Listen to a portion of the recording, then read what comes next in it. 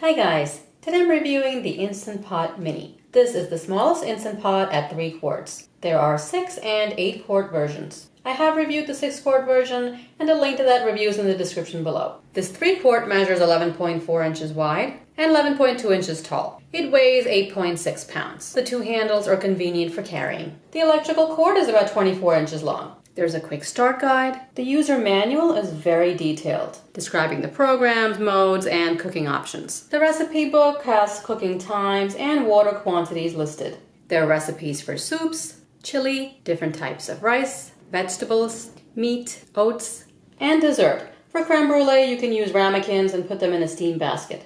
Any oven-proof dish can be used in this unit. The control panel has an LED display and many program keys. There's soup broth, meat stew, bean chili, rice, porridge, steam, pressure cook.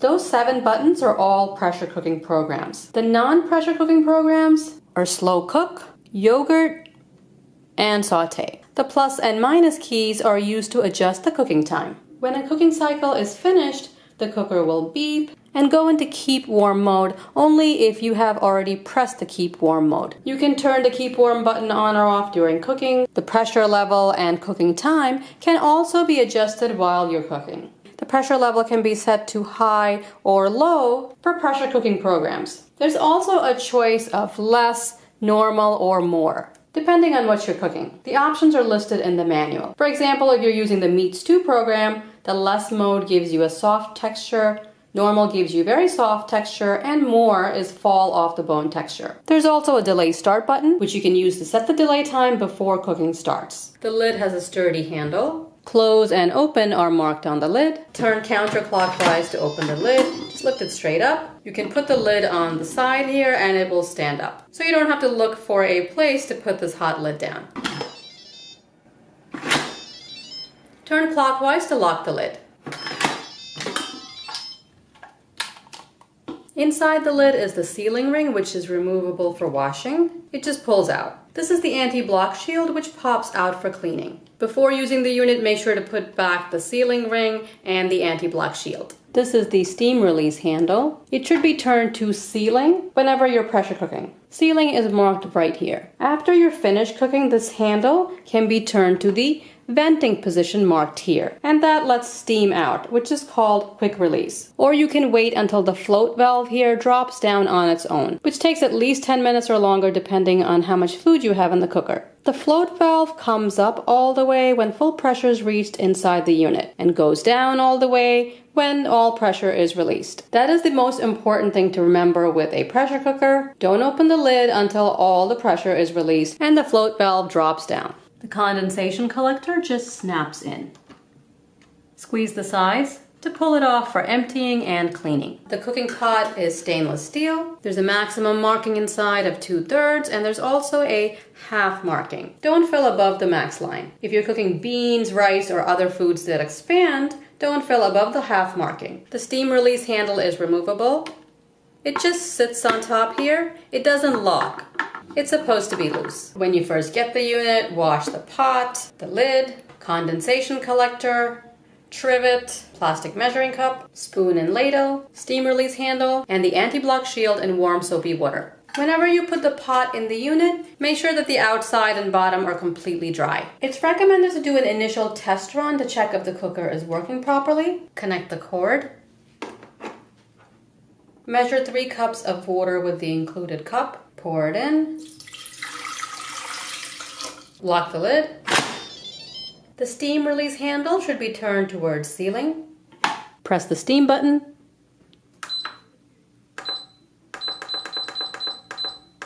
And adjust the time to 2 minutes.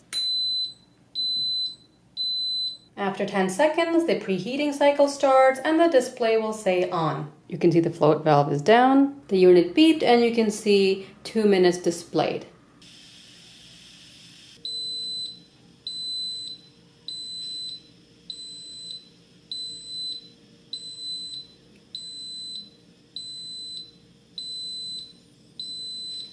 The cycle ended, and it automatically switched to keep warm mode. This initial process took exactly 10 minutes. Now I'll hit cancel, You can see the float valve is all the way up. Turn the handle to venting using tongs. This will release the pressure.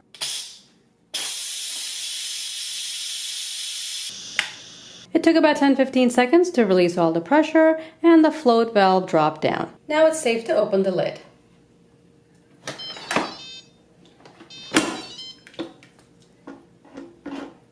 I'll discard the water and then test out the unit by making rice. When cooking rice, measure the rice and water using the same cup, whether it's your own or this included one. I measured 2 full cups of rice in this container. This holds 180 milliliters. I washed the rice and soaked it in cold water for 15 minutes. I've drained it, put the rice in, and pour in 3 cups of water measured using this cup.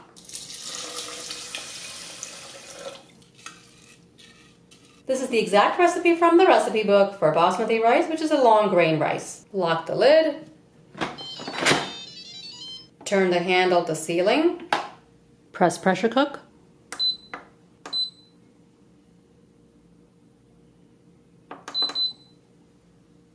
And set for 4 minutes. After you're done cooking the food, there are 3 ways to open the cooker. The quick release is the fastest. You press cancel and then turn the steam release handle on the lid to the venting position, using tongs because it's hot. The second method is the natural release. Press cancel and wait for the pressure to come down on its own. This can take 10 minutes, 20 minutes, 30 minutes, depending on how much food is in the cooker. And the last method is the 10-minute natural release method. That's what I'm going to use with this rice. After the 4 minutes are up, the cooker will go into keep warm mode, and then you just count 10 minutes. Press cancel and turn the steam release handle to the venting position. That's the recommended method for this rice recipe. The cycle is ended and the unit is in keep warm mode. I'm going to set my timer to 10 minutes. You can also use the display to keep time, because once you're in keep warm mode, the display will start counting up. It's been 10 minutes, now we can release the steam. First press cancel.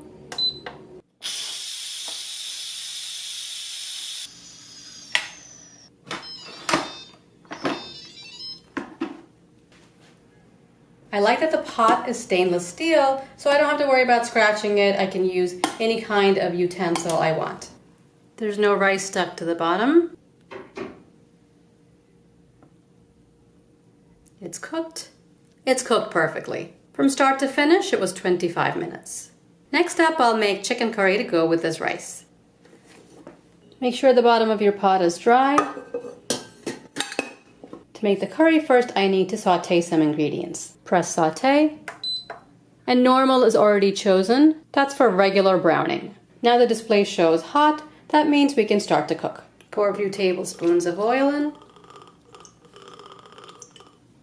I'll put in some whole spices. Now I'll add onions, garlic, ginger, and green chilies. Saute until golden brown. While you're sauteing, you can change the setting to more, which I've just done because I do have a lot of onions and I want them to cook faster. Keep pressing saute to choose less, normal, or more. When you're using the saute function, it's just like using a regular pot on the stove. And the amount of time to saute these onions will be the same, whether it's on the stovetop or in the Instant Pot. When using the saute function, don't put the lid on. You can, however, use a glass lid with a venting hole.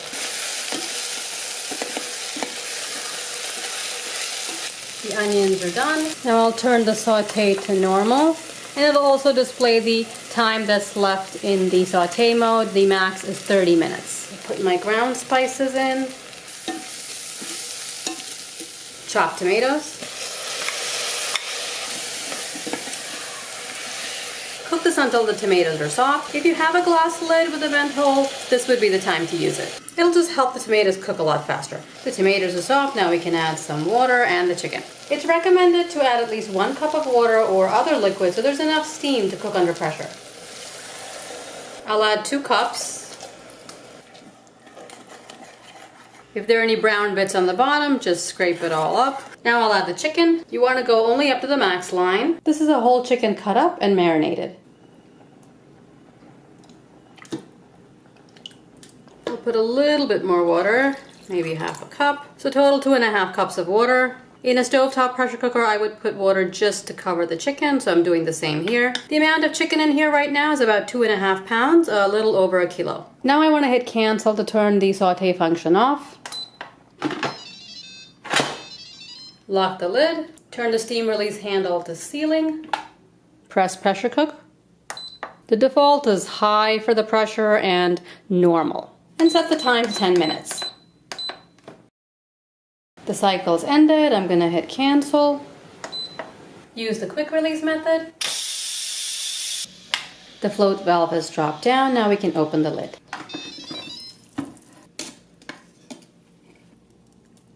The meat is cooked. If you want to reduce the liquid of any dish that you've just cooked, press saute.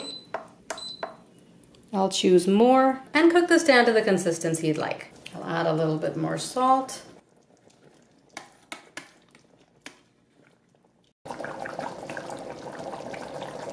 The liquid has reduced and I've pressed the cancel button. I'll add some chopped cilantro. And the chicken curry is ready.